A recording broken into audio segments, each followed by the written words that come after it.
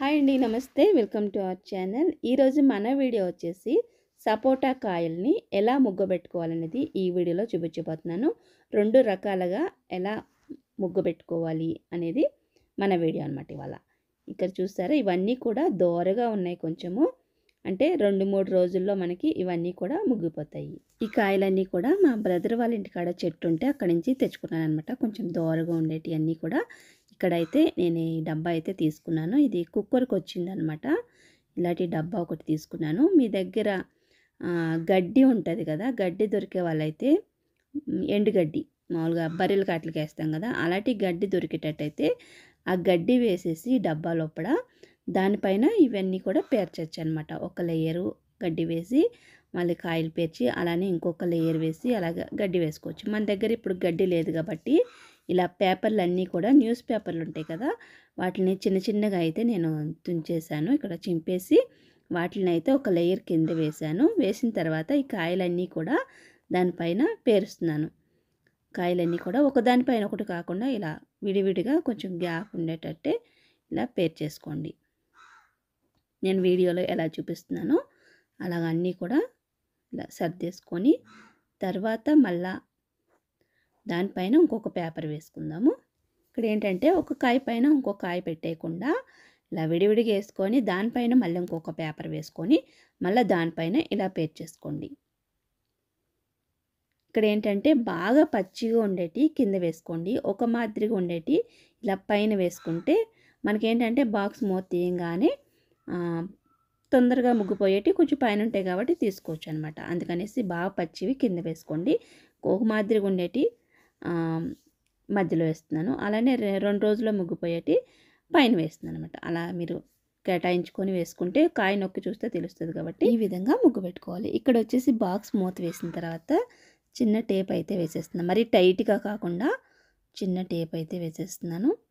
ఇక్కడ మీకు చూపించడం కోసం ఇది ఒక రకం అనమాట. మన దగ్గర ఇలా బాక్స్ ఉండేటట్టయితే పేపర్లు ఉండేటట్టయితే ఈ విధంగా ముగ్గు పెట్టుకోవాలి. ఇక్కడ చూస్తున్నారు కదా, కొంచెం గ్యాప్ అయితే ఉంచాను. లోపల ఆవిరిలాగా వస్తుంది కదా, ఆవిరంతా బయటికి పోయేటట్టు చిన్న గ్యాప్ అయితే ఉంచుకోండి. నెక్స్ట్ మీ దగ్గర డబ్బా లేదు, అలానే న్యూస్ పేపర్లు కూడా అన్నీ లేవు చించడానికి అనేవాళ్ళు ఇక్కడ 4-5 కాయలని ఇలా పేపర్లో చుట్టేసుకొని ఇలా డబ్బా ఉంటుంది కదా, ఏదైనా ప్లాస్టిక్ డబ్బా కానీ గాజు సీసా కానీ ఏదైనా ఒక డబ్బాలో ఇలా పేపర్లో చుట్టేసుకొని కాయలు ఆ పేపర్లో ఎన్ని పడతాయో అన్నీ ఒక 4 కానీ 5 కానీ ఇలా చుట్టేసుకున్న తర్వాత వాటిని ఆ డబ్బాలో పెట్టేసుకోండి.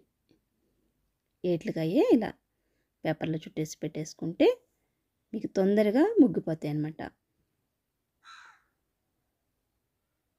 మరి గాలి ఎక్కువ తగలకూడదు, అలానే మరి టైట్గా కూడా మూత బిగించేయకూడదు. కొద్దిగా లైట్గా గాలి వెళ్ళేటట్టు ఉంచాలి. ఎందుకంటే లోపల ఆవిరిగా ఉంటుంది కాబట్టి అది బయటికి పోవాలి కదా.